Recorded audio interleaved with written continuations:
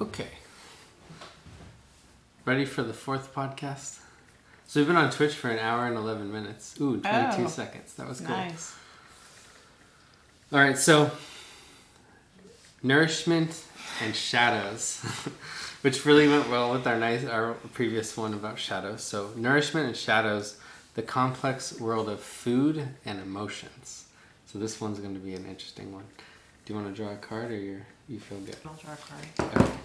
So Shelley's going to draw a card. We're going to talk about food and emotional eating. I had drawn two. So you drew this two. one was, I trust the change unfolding in my life. Nice. And I really like this one because it's literally surrendering to the universe and just trusting and knowing that you're going to be taken care of, that the universe has your back, it has your highest good, and knowing but yet feeling it in your body.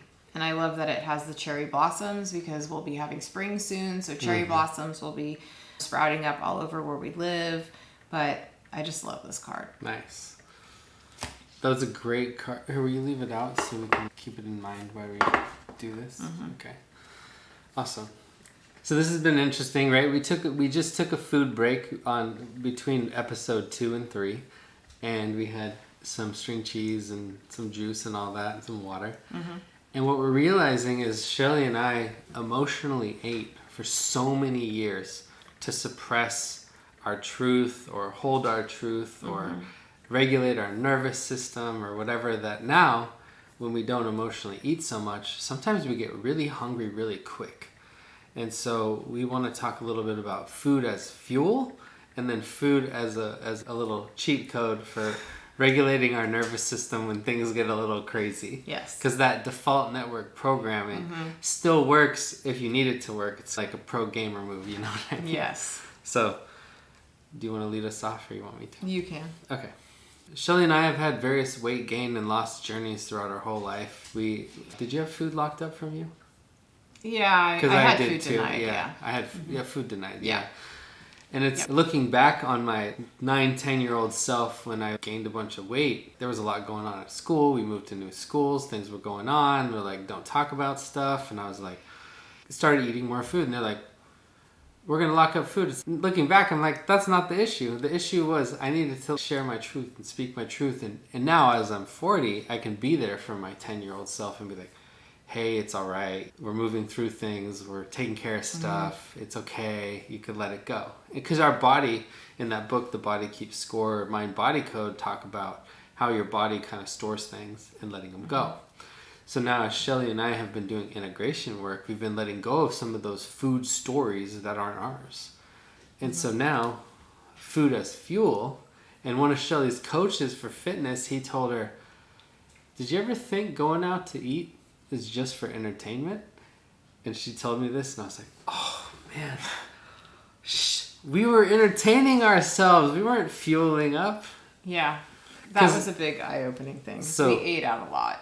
Yeah, and because it was very stressful with the hospital work and teaching work. It was just like we needed a break, and so for a break we went to go eat. And then before that, when we met, we were like, let's go skiing and let's go to cycling class and all this stuff. And we were very active. And then life happened. We went into that default programming, that rut of like, we'll meal prep and that's going to save us money. And then we'd meal prep all this stuff and we're like, we don't want this.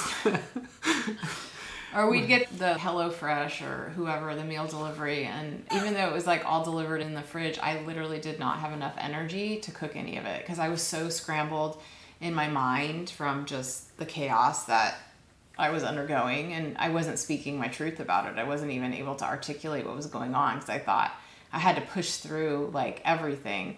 And so that's where we've realized now that we've done a lot of really deep work, how much food plays in our lives to stay grounded.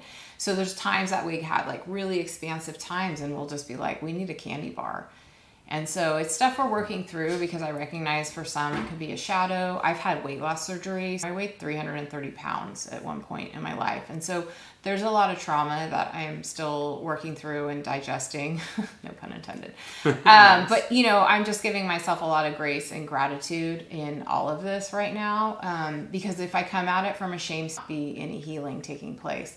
Right. So we're just like bringing it to light because what we've noticed is that when we don't fuel our bodies with enough food, or maybe we're not eating the right food, although I think we've done a pretty good job of narrowing in the food that what our bodies crave, I will notice, like, I will wake up angry, or I'll wake up with anxiety, or like my jaw will be tight, and I recognize this immediately, like I need food. I recognize with him as soon as he needs food. It's that hangry feeling that takes over.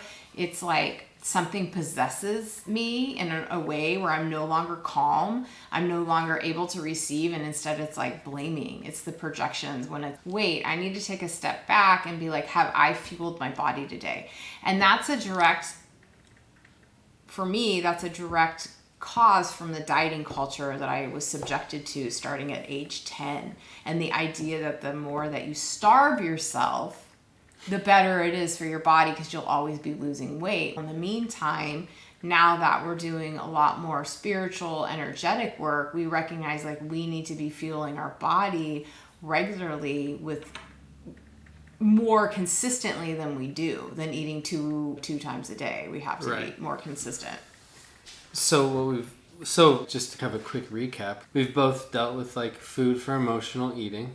We are also dealing with food as fuel. Mm-hmm. We're also working on hydrating.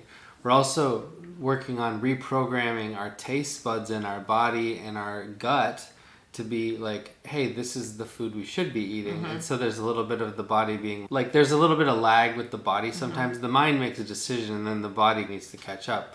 And if the body's having trouble catching up, sometimes you'll mm-hmm. get sick so you can like, you know, the feeling, Zeal says. Mm-hmm. Yeah. So it's like your mind decides something, your body needs to catch up. And that's where you give yourself some grace. And you're just like, okay, like the other night, we've been dealing with a lot of stuff. We've dealt with some really high energetic retreats and ecstatic dance and all these events. And then we've dealt with some, we call it Web Zero stuff. It's just Matrix stuff. Go watch the Matrix movies with Keanu Reeves, yeah? Stuff like that. And you get in that stuff, you get in the triangle trap and you're like, wait, hold up. I need to be aware. Like, I don't, like you, there's different rules, right? So when you're like in this metacognition state, and then all of a sudden you're in this like ground state, and it's mm-hmm. like your body's like, where am I? And sometimes a quick little cheat code for us is like to literally go have a soda mm-hmm. or go have what was it called? Some candy or something. Mm-hmm. And it's okay. All right, we're calibrating. That's a safety. Yeah, it's like a little bit of a safety thing. Uh-huh. But now instead of eating an entire bag of candy, mm-hmm. right? Yeah. Or a entire thing of Oreos or whatever. Now it's like we just go have one, or we share some, or we have a couple. And it's like there's some give and take, and we're also in this human body experience. Mm-hmm. And sometimes you're very in the ethereal. Sometimes you're grounded. You could actually use food to ground you. If you eat more meat or animal type proteins, you can mm-hmm. ground yourself. Or if you eat like raw plants and stuff, you can get in the ethereal, and it's what's that zone in between that your body likes. Mm-hmm. And we've noticed that seasonally our bodies tend to like different things seasonally mm-hmm. too. Also, you know, dealing with cycles, right? Yeah, I really will have cravings. I'll know immediately when I'll probably be having my moon phase based on as soon as I crave salt. And I just know. I'm like, okay, it's around the corner. And I just know. Or the other thing too is Shelley was doing a little bit of bodybuilding for a little while, and her intake on food was like way up, like I don't know, but it wasn't so much about the calories, it was more about the macronutrients of enough protein, enough type of protein, enough fat, enough carbs. And so there's like some books talking about like women working out and making sure they get enough of all those things mm-hmm. so that their cycles happen and their hormones stay regulated so that they can bodybuild and they can have the athletic performance mm-hmm. that they desire. Yeah. And then now we're in winter, and now it's like we're not working out quite as much, but we're like, oh, we should work out and we should drink water and all these things. And we did 75 hard for a little while. And that was interesting because you got a meal plan, you got a meal prep, you got to go get the stuff, you got to do it. And then if you're an entrepreneur working from home, you have a massive pile of dishes and you're doing your work. And then you're like, I can't have any snacks? What do you mean? So it's been interesting to ride this food journey mm-hmm. because now we're like, okay, is my shadow self wanting the food to ground, or do I actually need to eat? Mm-hmm. And then something I've recently been leaning into is cravings. So if I'm craving chocolate, why? Do I want like the theobromine in it? Do I want the magnesium in it? Or if I'm craving like broccoli, do I need the protein? What is my body trying to tell me about the food that it's craving? Because that's the other thing too, is when we're cooking at home now, like I try to connect more to my food. And one of my friends in psychedelic integration, he was like, try eating with your hands. And I was like, okay. Wash your hands, eat with your hands, and literally I can tell in my mouth that my mouth is making saliva and enzymes based on the food I'm touching. Especially like a pecan or a walnut, you have the texture and you feel it. It's an interesting thing to explore, especially for those of us that have had food trauma and food emotions. And I can tell that my dear old buddy, my business partner in Boo, Shelley, is rapidly fading. So he can tell when I'm like, I've used a lot of my energy and it's time to, take a break and refuel, get out of my head. Yeah. Because this is also very time-based trauma, I realized, because like I said, I worked in an emergency room and everything was time-based, and it got worse and worse with digital. As technology came in, it became more and more because they weren't providing the resources to meet the demands of what's going on. But that's a whole nother discussion. Do you have any final thoughts on the relationship between food, emotions, self-care? I think just diving in and having the self-awareness of what your relationship is to food and the different types of food, why, like what it brings to you. I wouldn't come at it from a shame space. I'd come at it from an empowered space, because even when I bring on like sugar and stuff, I literally say it's grounding. It's a way it's almost like grounding in a default network path of like, this is the chemicals that are coming in, or biomolecules, chemicals, whatever, coming in, activating a pathway to groundedness of a previous level. But I also think that it brings on the chemicals in my body that my body is coded to and used to, and it's like wanting that. So it's either I have to work on resisting and providing something alternative. And I've done that before. I've had times where I've really done really well with just my food and whatnot. But right now I'm more in a season of just awareness, especially because of the menopause. And so I think it's just important to have the grace and the gratitude. Yeah, and your needs and my needs changing. change. Yeah, my needs are rapidly changing in a way where it's like the food that I used to like even a year ago, at times I'm like, I don't want now that if you anymore. want to work out, you got to eat more. And so there's all this ebb and flow and the balance and finding structure in a system that works for you. Yeah. So what I'm going to do is turn off that one to end this thing, and then we could wrap up on Twitch. Okay, that sounds good. And then we can take a break. Yes, break time. Zeal's away from the keyboard at the moment. Okay. But what do you think about maybe... Let me hit this.